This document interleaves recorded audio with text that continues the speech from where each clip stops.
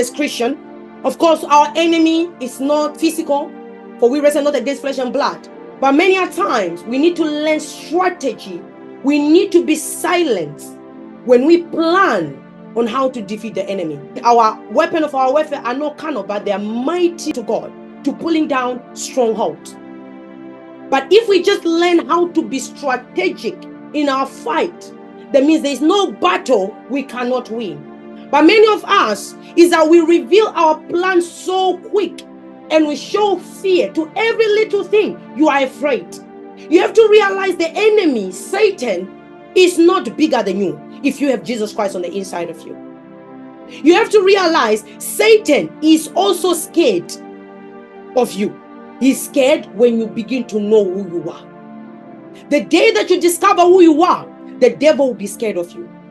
What happened here is that Jael knew who she was. I can just imagine, because these are people after Joshua. And I'm reminded in the book of Joshua chapter 1 verse 9, the Bible says, have I not commanded you? Be strong and courageous. Do not be afraid. Do not be discouraged. This is God giving instruction to Joshua. For the Lord your God will be with you wherever you go. We have to understand, when you are in a battlefield, there are certain things you cannot give to the enemy. You cannot show the enemy that you are afraid. You cannot even give an inch to the enemy that you are afraid.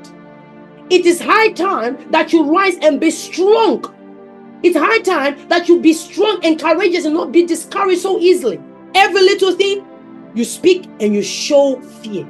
Jael was just ready taking in instruction by Sisera. But in her head, she was planning how she's going to eliminate the guy. Glory be to God. I hope somebody's getting it. I'm going to read a quick verse before I read that chapter. In Judges chapter 5 verse 2. Quickly, Judges chapter 5 verse 2. The Bible says, when leaders lead in Israel, I don't know what country where you are, when leaders lead in the UK, when leaders lead in Middlesbrough, when leaders lead in Namibia, when leaders decide to lead. Let me tell you, because you can be a leader, but you are not leading. God may have called you to leadership, but you are so hidden because you are thinking you can't do it. Jesus chose 12 disciples. Within them, they had the leadership quality, but somehow they needed to be built.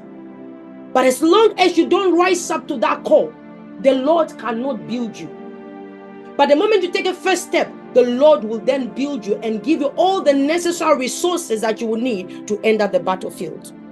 So the Bible says, when leaders lead in Israel, when the people willingly offer themselves, bless the Lord. Are you ready to willingly offer yourself to the Lord to make you the leader that He has called you to be on this last dispensation, as we prepare for the return of Jesus Christ?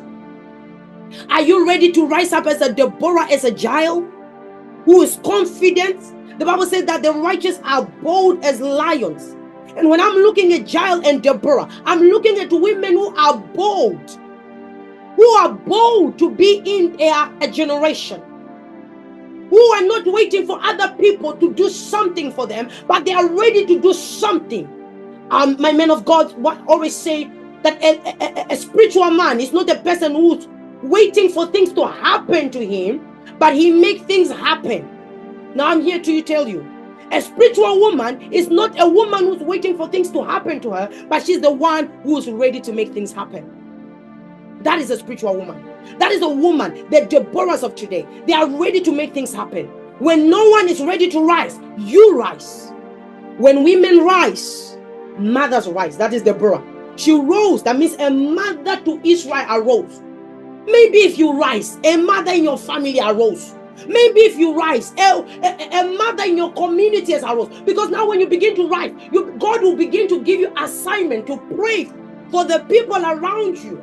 God will begin to give you assignment to pray for the people in your family, and you begin to see results. You begin to see people being set free. You begin to see people coming to Christ. You begin to see people taking their responsibility to enter their destinies.